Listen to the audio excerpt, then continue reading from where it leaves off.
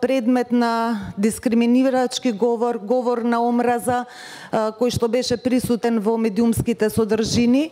и тој често пати резултираше и доведуваше и до насилно однесување кон припадниците на оваа маргинализирана заедница во Република Македонија, и затоа сметам дека треба експлицитно да бидат внесени и сексуалната ориентација и родовиот идентитет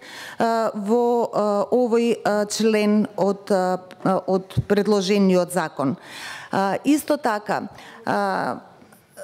веќе знаете дека 2 години наназад се подготвува и нов закон за заштита и спречување од дискриминација од страна на Министерството за труд и социјална политика. Оваа драфт верзија исто така беше предмет на бројни дебати и учество на различни експерти, правници, академската фела, и исто така оваа драфт верзија беше веќе поднесена и до Венецијанската комисија и пристигна и